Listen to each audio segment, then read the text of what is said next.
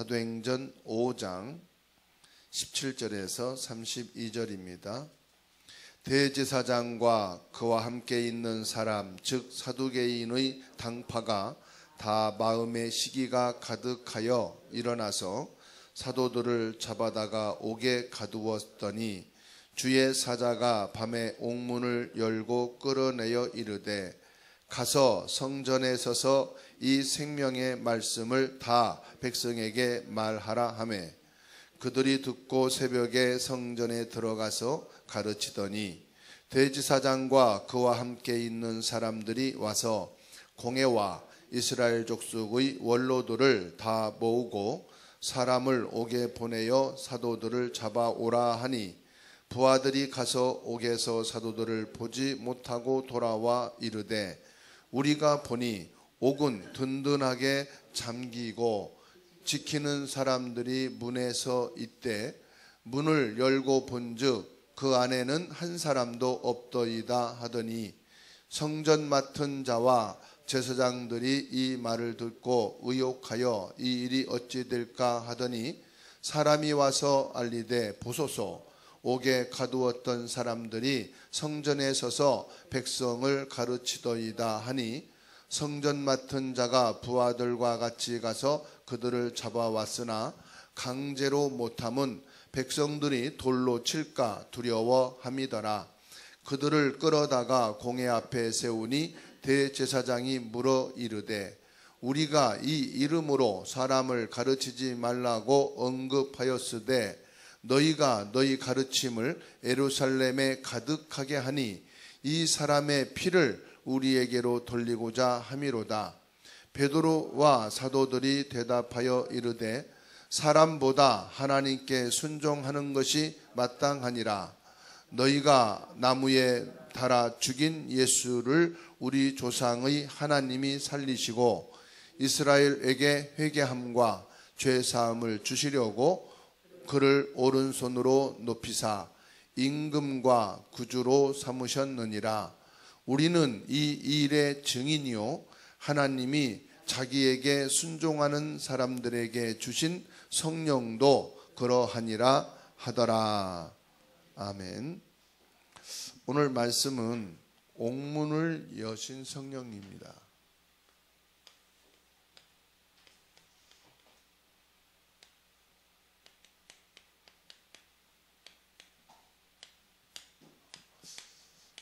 사도행전 5장 17절에서 32절이죠.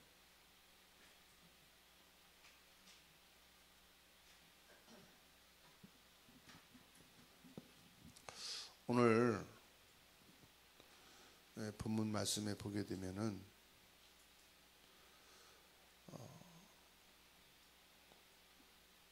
성령께서 지금 사도들을 옥에서 성전으로 이동시킨 것을 보게 됩니다.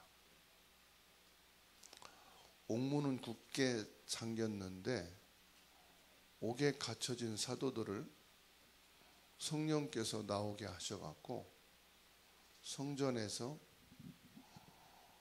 복음을 전하게 하십니다. 그 이유가 뭐냐? 20절이죠.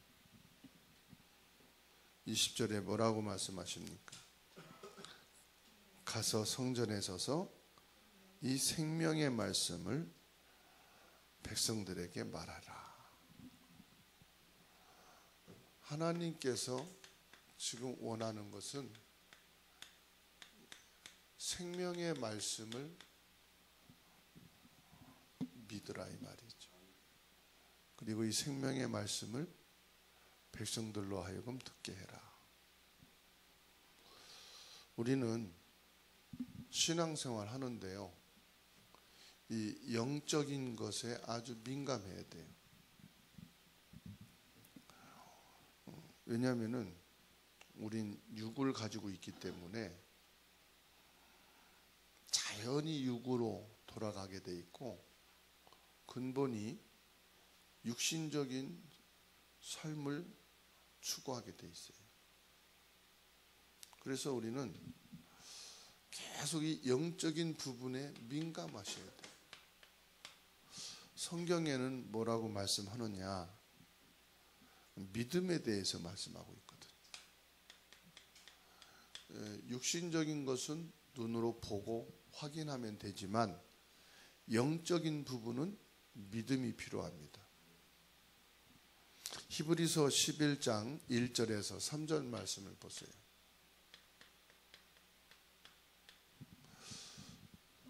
믿음은 허상이 아니라 실상이다 그랬어요. 믿음은 실상이다.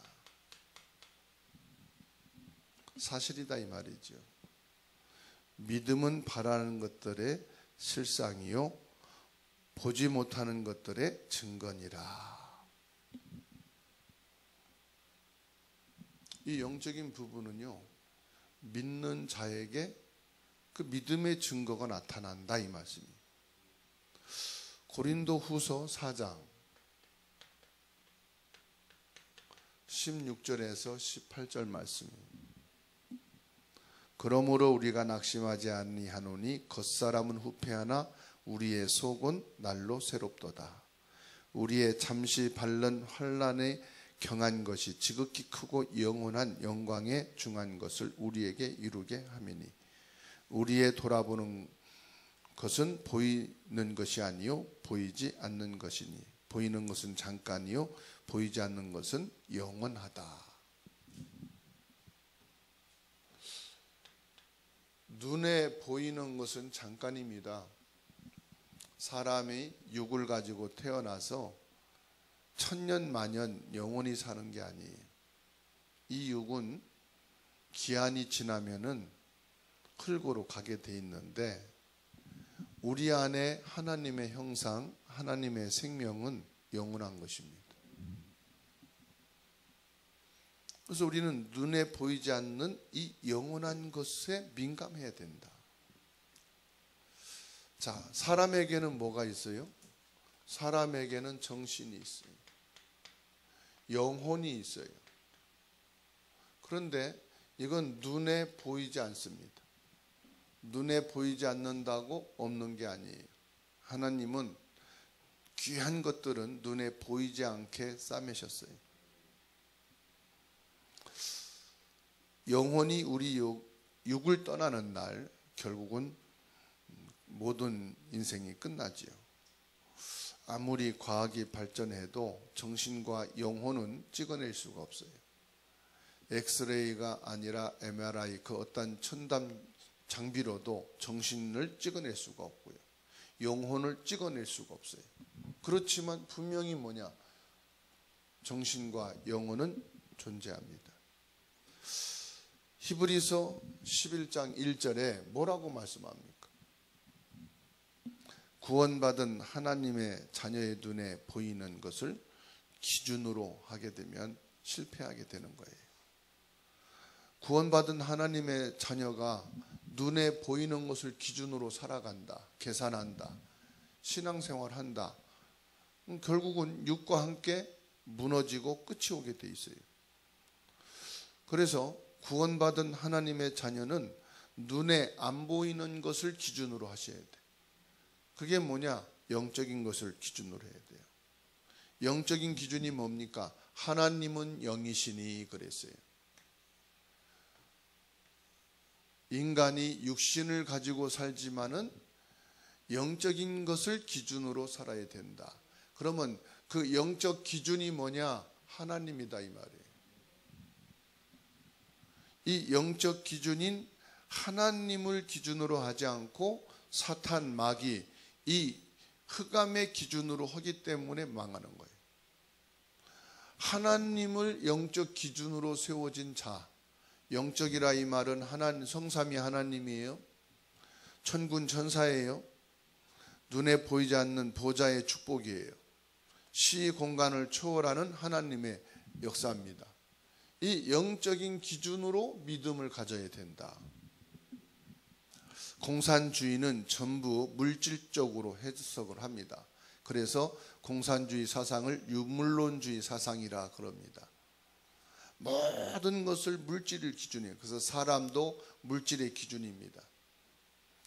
사람의 신체를 어떻게 나누어서 돈으로 계산하느냐. 그런데 사람의 시체는 값어치가 없어요. 그러나 살아있을 때는 몇천 몇억 돈으로 환산할 수가 없죠. 왜냐? 그 생명이라는 것을 돈으로 만들 수가 없어요. 특히 인간의 영적인 이 부분은 돈으로 환산할 수 있는 게 아니에요. 이것은 오로지 영적으로만 봐야 돼요. 물질은요, 잘 나눠 먹고 평등하게 일하고 평등하게 살아가는 것. 그래서 공산주의가 이걸 기준으로 말한 거예요.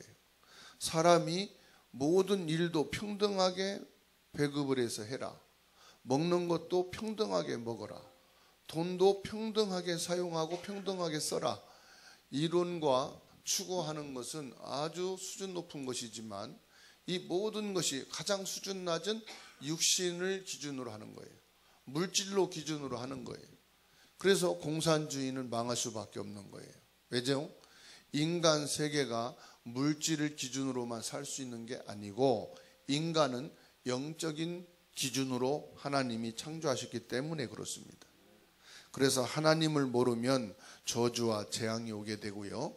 정신 문제, 영적 문제는 틀림없이 오게 돼 있어요. 로마서 8장 26절의 말씀을 보세요.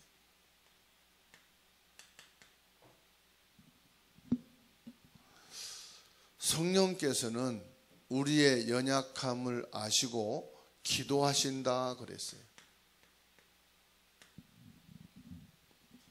성령께서 우리를 위하여 간구하신다. 아니, 성령이 그냥 계셔도 조금만 기도해도 역사하는데 성령께서 우리 안에서 지금 내 연약함을 두고 간구하신다.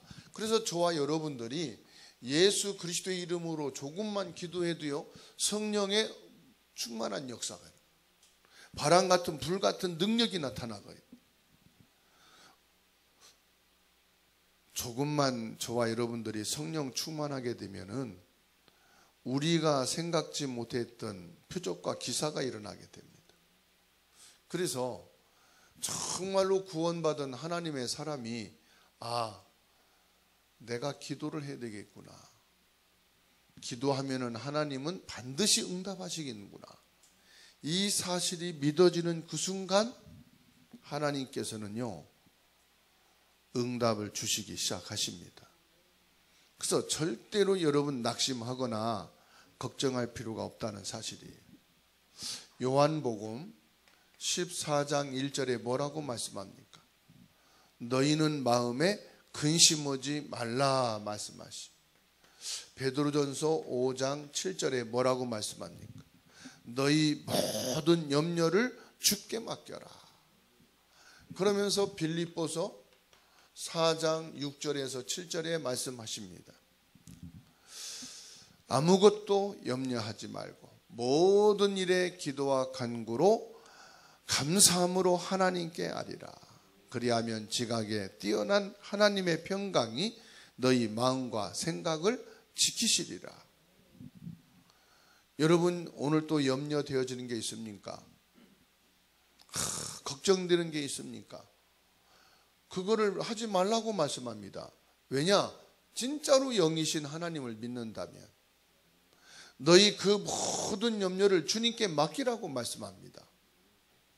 그러면 뭐냐? 주님께서 너희 마음과 생각을 지켜주시리라. 그래서 예수님이 마지막으로 하신 말씀이 사도행전 1장 8절입니다. 오직 성령이 너희에게 임하시면 너희가 권능을 받고,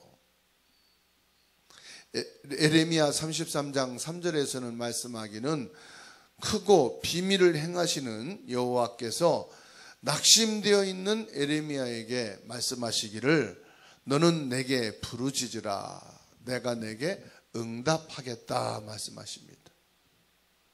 여러분, 정말로 하나님이 살아계심을 믿으신다면 낙심하지 마시고 하나님께서는 반드시 나의 기도를 들으시고 응답하신다 믿으시면 됩니다. 그 믿음이 뭐냐? 기도의 시작입니다. 믿음이 없이는 아무리 기도해도 그 기도는 응답될 수가 없어요. 우리가 아무리 하나님의 말씀을 암송을 해도 하나님을 믿는 믿음이 있어야 그 말씀이 성취되는 거예요. 믿는 자에게 성령께서 역사하시기 때문에 그렇습니다. 그렇다면은 우리는 이 영적인 사실을 믿는데 첫 번째로 뭘 믿어야 되느냐? 이 사탄의 실존을 여러분들이 알아야 됩니다. 분명히 사단은 존재하고 있어요. 창세기 4장 5절과 사무엘상 16장 15절 말씀 보게 되면은 이 사탄이요, 가인과 사울의 마음속에 들어갔어요. 어떻게 들어갔습니까? 오늘 여기 말씀을 보게 되면은 이 성전의 제사장들과 서기관들이 사도들을 그냥 감옥에 집어넣은 것이 아니고요. 7절 말씀을 보세요. 뭐라고 그럽니까? 이들 마음속에 시기가 가득하여 그랬습니다. 왜 감옥에 집어넣었어요?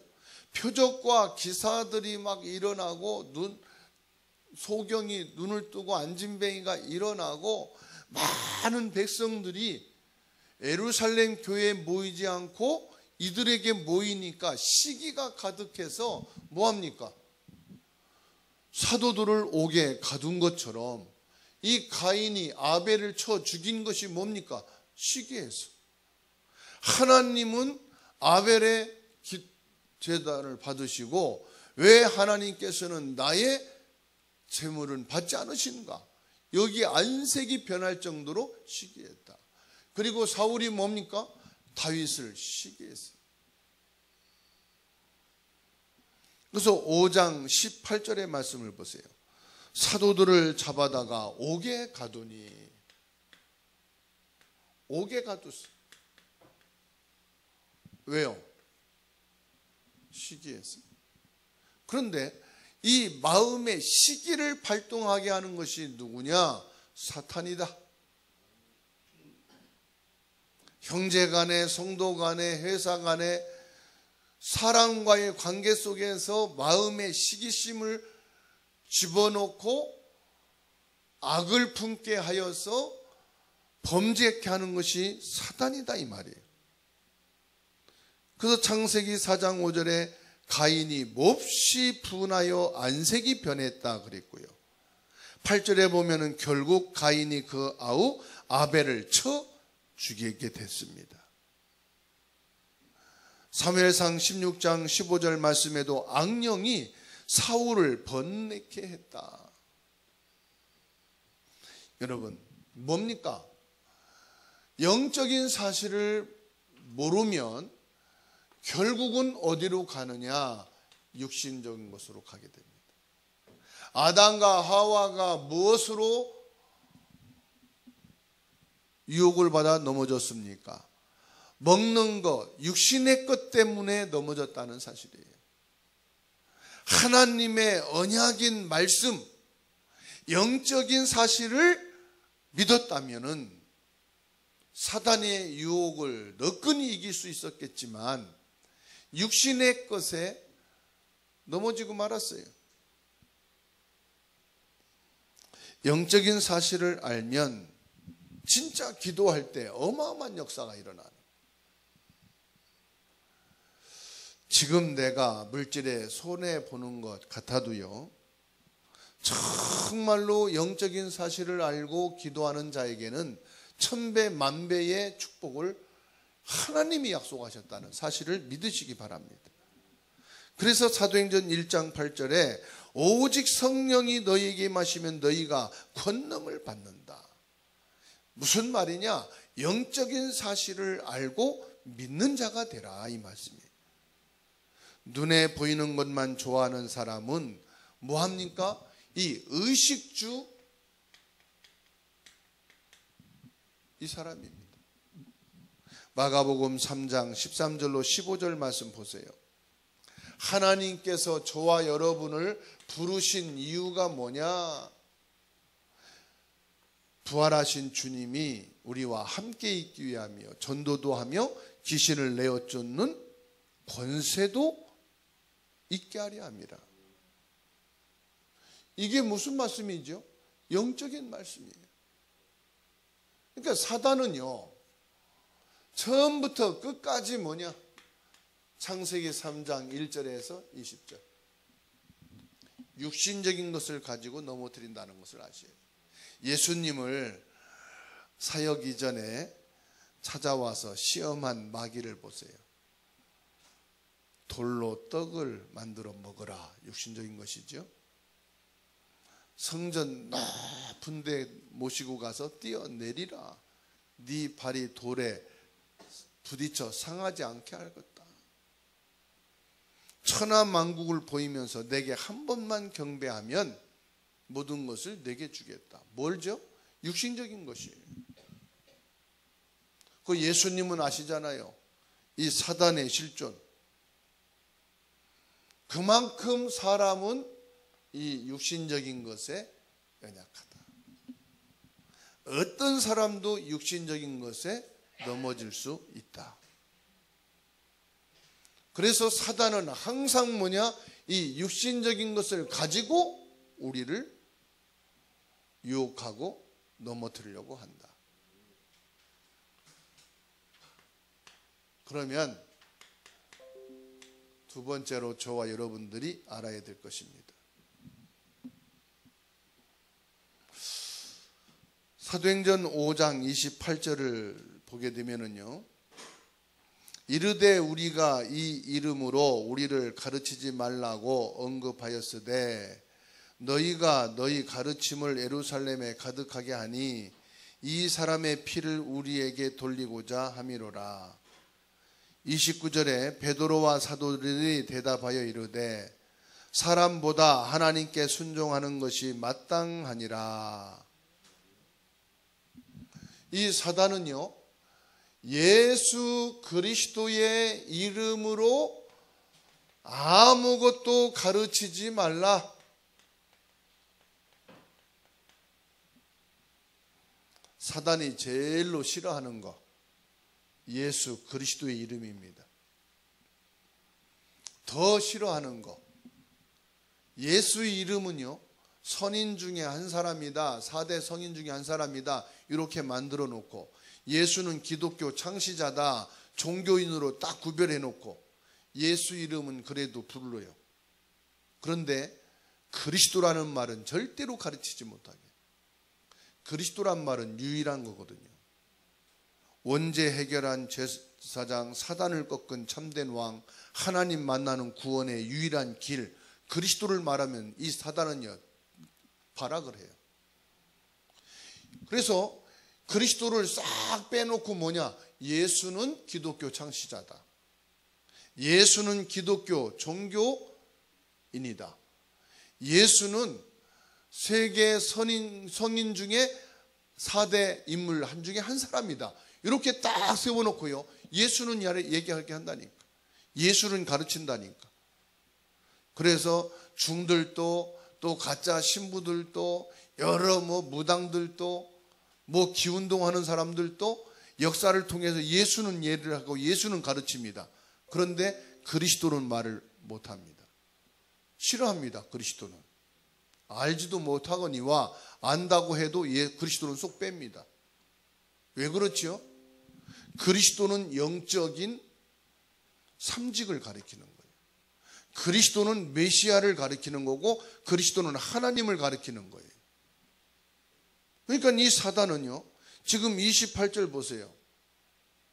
도무지 예수 그리스도 그 이름으로 말하지도 말고 가르치지도 말라 했는데 너희가 왜 이 예수 그리스도를 가르쳐서 그 피를, 그의 죽은 피값을 우리에게 돌리고자 하느냐 말하잖아요. 찔린 거지요. 이 예수 그리스도를 십자가에 못 박은 것이 자기들의 농간이거든. 그러다가 보니까 이게 드러나는 것이 싫은 거예요. 이때 29절에 베드로가 말한 겁니다. 하나님 앞에서 너희들의 말을 순종하는 것이 마땅하냐? 하나님께 순종하는 것이 마땅하냐? 지금 이 예수 그리스도의 이름을 증거하는 것은 이스라엘 모든 백성들이, 이스라엘 백성들이 뭐지요? 복음을 받은 하나님의 사람들이, 하나님의 말씀을 받은 사람들이 말씀은 받고 믿지 않은 이것을 회개하고 예수 그리스도를 통해서 구원을 받게 하고자 함이 아니냐? 맞잖아요. 예수 그리스도의 이름으로 죄사함을 받고 하나님의 자녀가 되어지는 구원을 받아야 되잖아요. 영적으로 어두운 사람은 예수 그리스도가 무슨 말인지도 모르고요. 종교인들은 아무리 예수 말하고 그리스도를 따라해도요, 절대 변화되지 않습니다. 왜냐? 영적인 사실을 믿지 않으면. 저는 처음에 저렇게 교회를 오래 다니고 저렇게 성경도 잘 알고 기도도 잘하고 설교도 잘하고 전도도 많이 한 사람인데 왜 저럴까? 영적인 사실을 모르면 안 되는구나. 그래서 저와 여러분도 속으면 안 돼요. 내가 성경 잘 알고 내가 기도 잘한다고 진짜냐 가짜냐 기준이 아니에요. 뭐예요? 저는 로마서 8장 9절 말씀을 봅니다. 내 속에 그리스도의 영이 없으면 그리스도인이 아니다. 이게 기준이에요.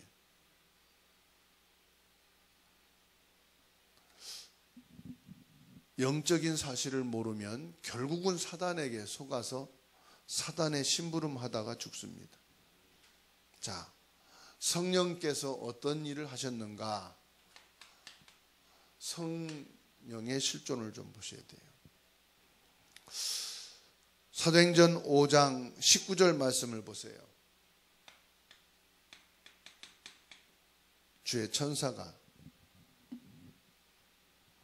주의 사자가 밤에 옥문을 열고 그랬습니다.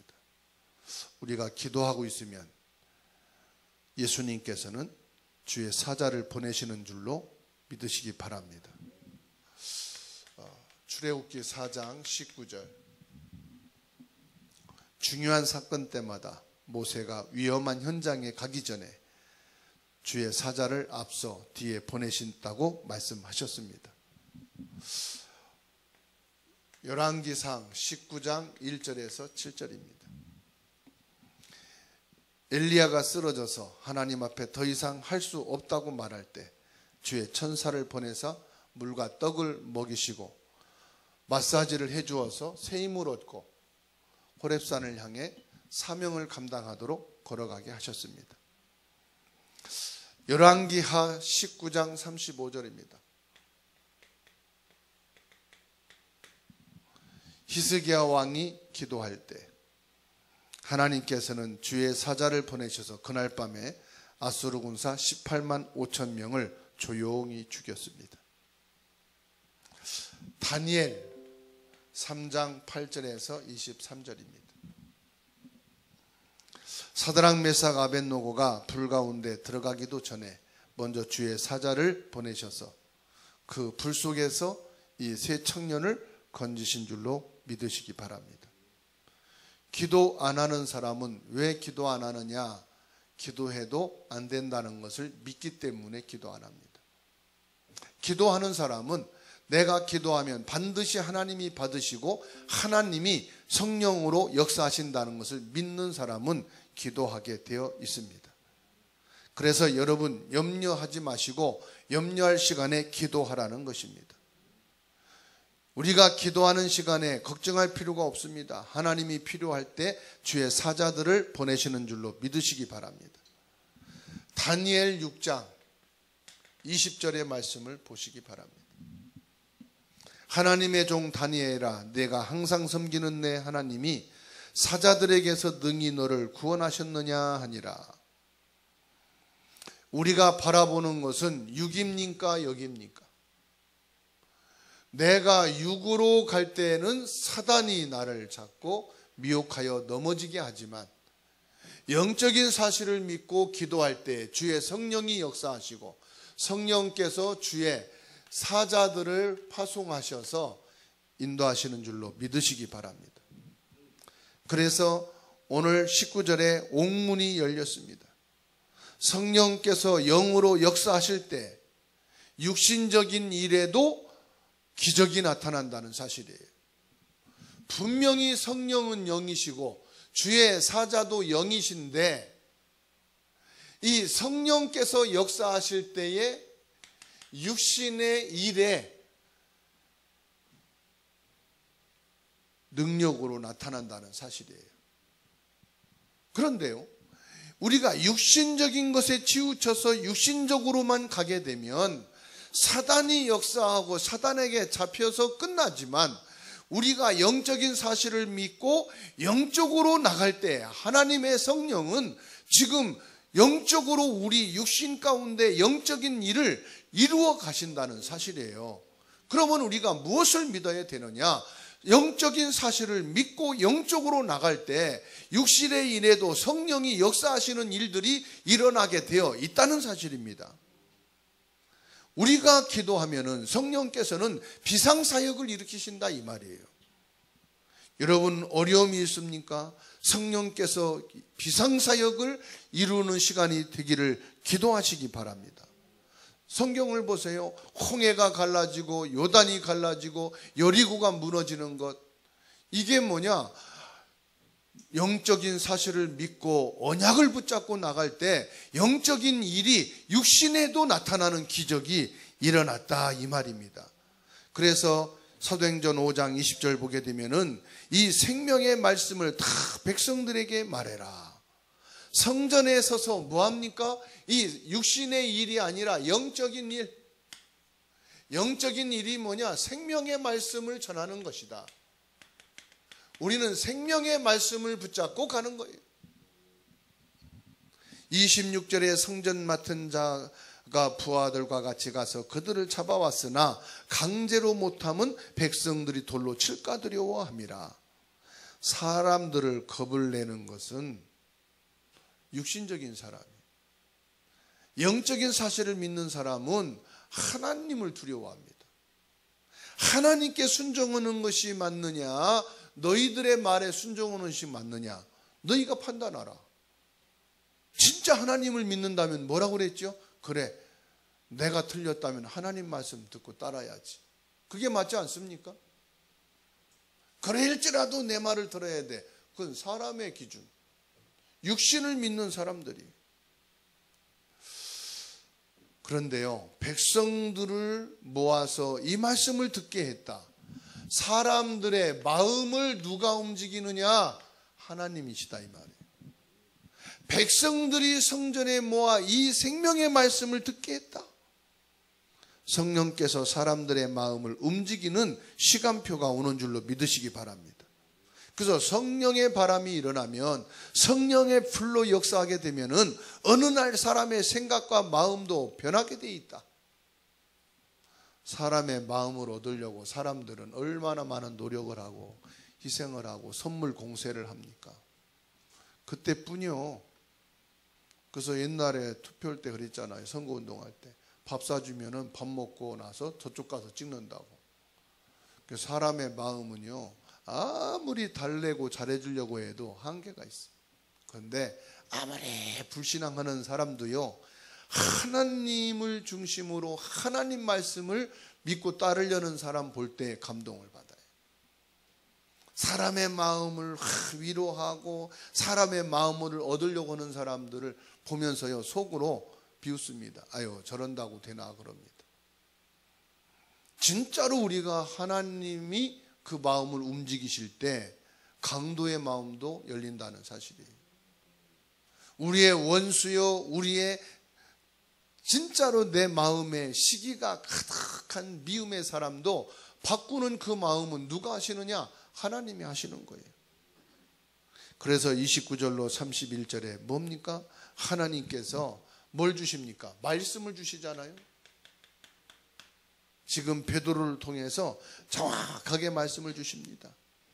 베드로와 사도들이 대답하여 이르되 사람보다 하나님께 순종하는 것이 마땅하니라. 하나님 앞에서 너희 말을 듣는 것이 하나님의 말씀 듣는 것보다 옳은가 판단해라. 4장 19절에 베드로가 재판장에서 말했지 않습니까? 그러니까 이 베드로가요 5장 29절에서도 지금 말하지 않습니까? 이 베드로는 이거를 뼈가 사무치도록 절실하게 깨달은 거예요. 왜냐? 사람의 말을 듣고 시험 들고 예수님 부인하고, 아니 사람의 그 작은 여자아이 게지바의 말에도 흔들렸던 베드로 아닙니까? 결국은 뭐냐? 예수님이 말씀한 대로 닭이 3번 울기 전에 이 베드로가 닭소리 듣고 회개했잖아요. 이 베드로가 주는 그리스도여 고백하고 예수님이 십자가에 못 박힐 것을 또 듣고서는 주님 절대로 그리할 수 없습니다. 그래서 사탄아 물러가라. 예수님이 또 책망했잖아요. 또 예수님을 잡으려고 로마 군병들과 제장들이 왔을 때 말구의 귀를 칼로 날려버린 게 베드로 아닙니까? 그 육신적으로 막 그냥 세상적으로 자기 힘으로 할 수 있는 것은 다 했다가도 결국은 끝에 가서 예수님 부인하고 말았단 말이에요. 이랬던 베드로가 이제 깨달은 거예요. 그래, 내 감정, 육신적인 것, 사람에 의해서 움직이는 것은 결국은 나의 마음을 변하고 나를 바꾸고 나를 이렇게 복음으로 세워진 것은 하나님의 말씀이구나. 하나님만이 나를 바꿀 수 있구나. 성령이 내게 역사하시면 되는구나. 이거를 베드로는 절실하게 뼈가 사무치도록 깨달았을 거예요. 그러니까 이런 고백을 하는 거예요. 사람의 말을 듣는 것이 옳으냐, 하나님의 말씀을 듣는 것이 옳으냐, 하나님께 순종하는 것이 옳으냐, 너희 말에 순종하는 것이 옳으냐. 그렇지요. 진심으로 영적인 사실을 깨닫고 이제 나는 영적 사실을 믿어야 되겠다가 아니라 성령이 역사하시니까 그런 마음을 베드로가 결단하게 된 거예요. 성령이 주신 마음이에요. 성령이 주시는 그 영적 사실을 믿어지는 믿음이에요. 그래서 그 믿음에 고백을 하게 된 거예요.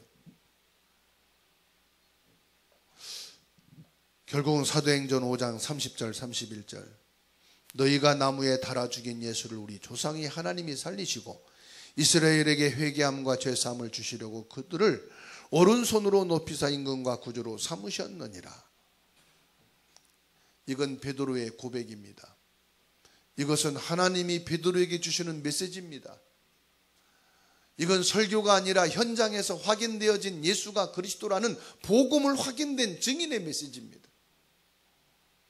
그러니까 32절 보세요. 우리는 이 일의 증인이요 하나님이 자기에게 순종하는 사람들에게 주신 성령도 그러하니라 하더라. 우리는 눈에 안 보이는 영원한 것을 붙잡고 증거로 붙잡아야 되는 줄 믿습니다. 과거의 증거를 붙잡아야 됩니다. 성경에서 이스라엘 백성들을 살리신 하나님께서 지금 나도 살리시는 하나님이시다. 현재 증거를 잡으라는 겁니다. 그냥 신앙생활하지 말고 하나님의 말씀 붙잡고 평안의 증인으로 서라. 미래의 증거를 잡으라는 것입니다. 237 나라와 만민에게 복음이 증거되고 난 이후에 끝이 오리라 하신 이 말씀의 증거를 붙잡으라는 것입니다. 성령 충만하면 증인이 되리라. 나를 복음의 증인이 되도록 하나님 힘을 주옵소서. 옥문이 문제가 아니잖아요. 홍해도 가르신 하나님이신데 해와 달도 멈추게 하신 하나님이신데 옥문이 문제겠습니까? 정말로 저에게 여러분에게 와 있는 문제가 있다면 그거 문제뿐이겠습니까? 성령은 그 어느 것도 여실 수 있는 유일하신 분이시고 성령께서는 지금도 우리와 함께 계시다는 사실입니다. 이 언약을 붙잡고 성령 충만의 축복을 누리는 은혜가 있기를 주의 이름으로 축원합니다.